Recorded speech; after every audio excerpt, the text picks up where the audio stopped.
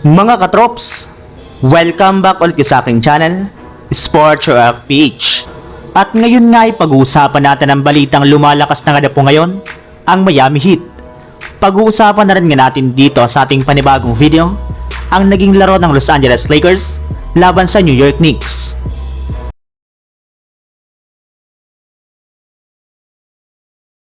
Matapos nga po na magkaroon ng Miami Heat ang 7-game losing streak ng nagdaang araw, ay paunti-unti na rin naman nga pong gumaganda ngayon ang kalagayan ng kanilang team. Gayong nakabawi na rin naman nga po sila kahit papano ng panalo sa kanilang huling dalawang laro laban sa mga teams ng Sacramento Kings at Washington Wizards. Kaya dahil nga po dyan mga katrops, ay umangat na nga po sa 26 wins at 23 losses ang kanilang kasalukuyang record sa standings bilang ka-7 seed sa Eastern Conference.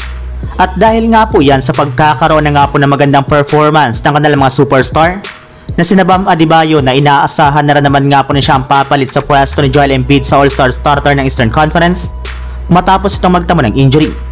Bukod rin nga po sa kanya ay patuloy na rin naman nga pong nagiging consistent ang laro ng kanilang superstar na si Jimmy Butler na posible rin naman nga na pong makahabol pa sa darating na All-Star, since isa na nga po siya sa mga pinagpipili ang manlalaro na papalit sa pwesto ni Julius Randle sa All-Star reserve ng Eastern Conference. Kaya mukhang nagsisimula na nga po talagang magseryoso ngayon ang koponan at ang mga players ng Miami Heat sa pagpasok nila sa kalagitnaan ng season. Samantala, puun na naman tayo sa ating sunod na pag-uusapan sa naging laro ng Los Angeles Lakers laban sa New York Knicks. Bago pa man nga po mga katrops magsimula ang kanilang laro, ay inanunsyo na nga po na magbabalik at maglalaro na nga po ditong muli ang kanilang mga superstar na sina Anthony Davis at LeBron James matapos ang ilang araw na pagkawala ng mga ito bunsod ng kanilang injury. Bukod rin nga po dyan ay gumamit rin naman nga po si Coach Darvin Ham ng bagong starting 5 sa paglagay niya dito kay Rui Hachimura. Kaya dahil nga po sa estratehiyang ito ng Lakers, ay agad na nga po naging fast pace ang kanilang opensa sa simula ng kanilang laro matapos mag-init ang shooting ni LeBron James at D'Angelo Russell sa 3-point line na sinabayan pa ng maginawa nilang fast break. Bukod rin nga po dyan ay nagdomina ulit nga po si Anthony Davis pagdating sa ilalim ng basket, lalong lalo na pagdating sa rebounding.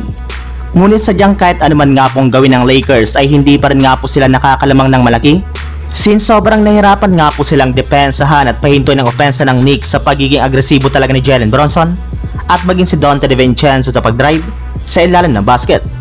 Maliban rin nga po dyan ay napakaraming offensive rebound nga po ang naibigay ng Lakers sa Knicks na siyang isa sa mga rason bakit tumabla nga po sa 59 ang kanilang score sa halftime. At sa pagpunta nga po mga katrops ng third quarter, ay dito na nga po nagsimulang lumamang ang Knicks sa pag-init na nga po ng kanilang shooting sa pangunguna nga po ulit na ni Jalen Brunson at Donte DiVincenzo.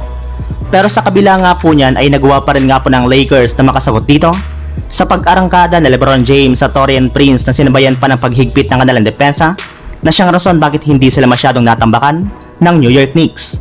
Pero sa pagpunta nga po ng fourth quarter ay dito na nga po tinaw ng Lakers ang kanilang buong depensa kay Jalen Brunson sa parati nga po nalang pag-double team sa kanya na naging epektibo naman. Gayong dahil nga po dyan ay literal na sobrang nag-struggle ng Knicks na makapagtala ng puntos na sinamantala naman nga po ng Lakers upang magkaroon sila ng scoring run para makahabol at makalamang sila matapos mag-init ulit ang shooting ni Austin Reeves. Bukod rin nga po dyan ay hindi na rin naman nga po hinayaan pa ni Anthony Davis na magdomina ang Knicks sa ilalim ng basket nang kumuha siya dito ng 18 rebounds. Kaya sa huli nga po ay na-upset pa ng Lakers ang napakainit na team ng Knicks at nakuha pa nga po nilang panalo na siya nagpataas sa kanilang record sa 26 wins at 25 losses. So yun lang mga katrops, ang handog kong story ngayong araw. Sana nag-enjoy kayo, please like and subscribe my YouTube channel, Sports React PH, para sa iba pang story at update patungkol sa NBA. Kita-kits muli sa ating susunod na video.